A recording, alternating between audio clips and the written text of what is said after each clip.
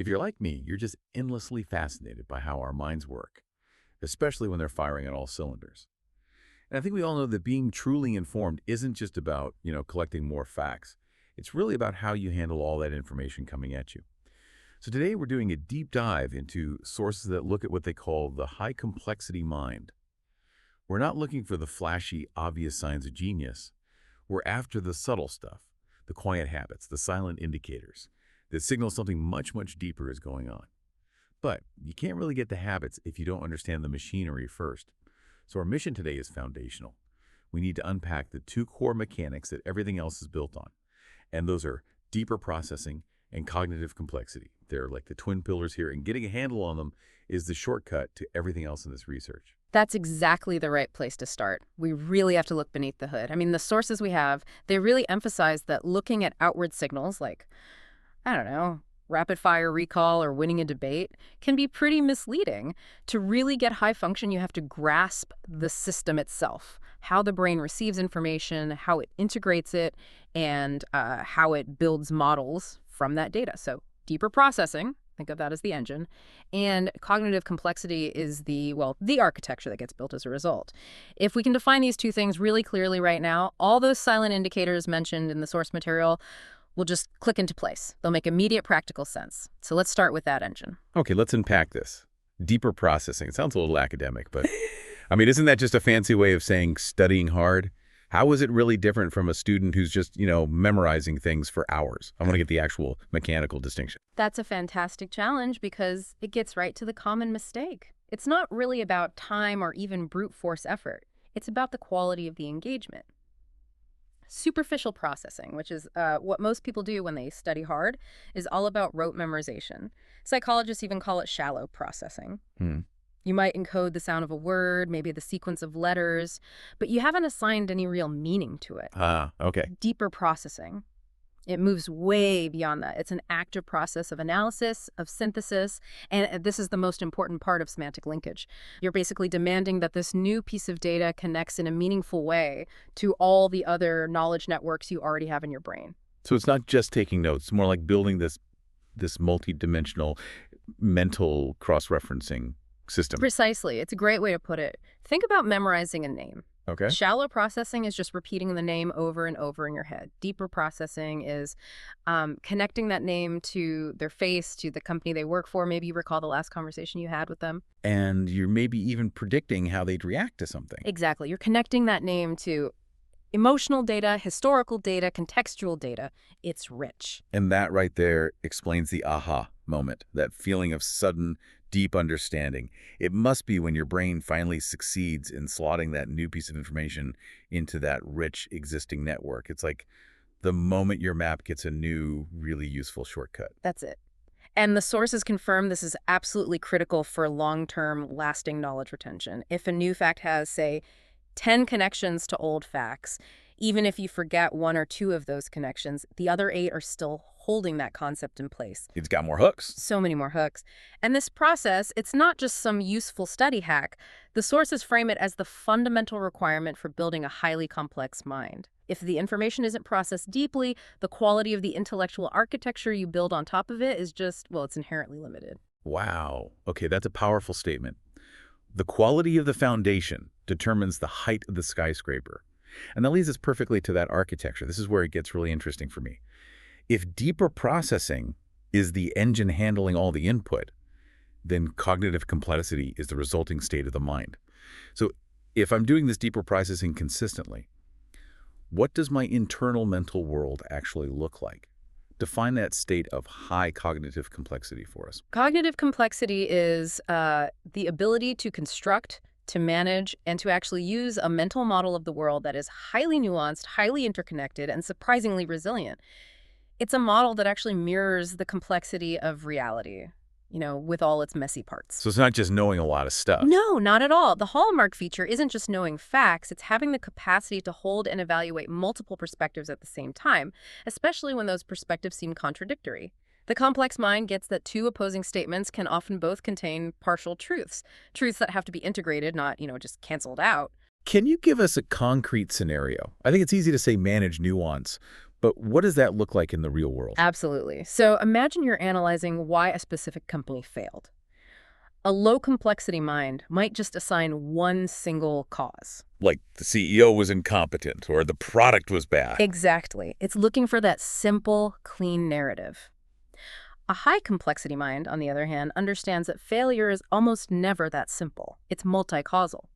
It can hold simultaneously the idea that the CEO was highly skilled, but was focused on the wrong metrics, Okay. and that the product was innovative, but the market timing was just terrible, and that the team culture was great, but it suffered because of a bad internal structure. It integrates 4 or 5 of these contradictory pressures into one single comprehensive model of what happened. That's the key then. A complex mind isn't looking for a quick resolution or a comforting, simple answer. It actually thrives in that uncertainty, that ambiguity, because the nuance is the accuracy. Yes, it sounds exhausting, and it is more effortful at first, Right. but in the long run, it's actually more efficient. Well, simplification gives you a quick sense of closure, but that closure is often based on a completely inaccurate model of reality. The complex mind has built up the internal scaffolding to handle that friction, that cognitive dissonance. It doesn't let two conflicting ideas force a premature choice. It just sees them as 2 more data points needed to map the terrain properly. And that must be the real value proposition here. That's the practical utility of it. This ability to model things so accurately allows for much better prediction, better decision-making, especially in really high stakes or chaotic situations. Yeah. If your internal map of reality is high fidelity, if it accounts for all the contradictions, your projections of what might happen next are just inevitably going to be more reliable. Excellent. Okay, we've got the engine, deeper processing, and the architecture. Cognitive complexity. Now let's connect this to the real-world application, those silent indicators and quiet habits from our source material. What does all this internal work actually look like on the outside? Well, the implication is critical, and it directly explains why these indicators are so often silent. Because all the power relies on that deeper processing and the nuance management, the resulting habits aren't really designed for a quick display of intelligence. They're internal. They're systemic. So the silence is a reflection of the depth. It is. The highly complex mind is constantly running a much richer simulation of reality. It's like the difference between a simple calculator low complexity and a full-blown flight simulator. Ah, I see. The flight simulator has thousands of variables running at once, all requiring deep processing. And that process itself is quiet. It's internal. Okay, so give us some concrete examples. How does this manifest in behaviors we might actually be able to spot? One of the most common, and it's one that's often misinterpreted, is what you could call the deliberate reflective pause. When a complex mind gets some challenging new information, they don't just jump to an instant reply. There's often a noticeable beat of silence. Right, and we might think they're slow or don't know the answer. Exactly. But that silence isn't because they're slow. It's because they are in that moment running that internal deep processing. They're checking the new info against their existing model, running a quick what-if simulation, and evaluating it from multiple angles at once. The answer they give, when it comes, is usually far more nuanced and complete. That makes perfect sense. You see it in meetings all the time. Yeah. We tend to reward the person who speaks first or loudest. We assume speed is brilliance. But the silence in this context is actually a sign of really intense, high-level computational work happening under the surface. Precisely. And another quiet habit which is related is actively seeking counter-evidence. Ooh, that's a good one. A low-complexity mind looks for confirmation. It feels good, right? It's Right. comforting. But a high-complexity mind has this built-in drive to constantly refine its own model. So if they read a report they agree with, their first internal thought is often, okay, but what did this report leave out? Who benefits from this conclusion? What's the one piece of data that would prove this whole thing wrong? So they're stress testing their own beliefs. They are actively trying to break their own model in order to make it stronger. That's fascinating. So the outward behavior might just be asking a question that seems kind of inconvenient, a question that challenges the group consensus. It's not about them giving the right answer. Yes, the focus is on internal validity, not external performance. A highly complex person is comfortable being temporarily wrong in public if it helps them make their internal model more accurate. And a low-complexity person wants the comfort of being definitively right in that moment. Even if it means simplifying things or just ignoring data that doesn't fit. This really shifts our focus from performance metrics to process metrics. For you listening, This gives you a whole new blueprint for assessing yourself and for spotting genuine high-level function in other people. You're looking for the processes that show a tolerance for that friction. So if you want to cultivate this, you shouldn't be focused on surface-level outputs. You should be training yourself to do that deeper processing, to learn to tolerate and maybe even enjoy that ambiguity. It changes the whole objective. The goal isn't just to accumulate knowledge anymore. The goal is to build an accurate, functioning model of reality. And this brings up a really important question that the sources highlight.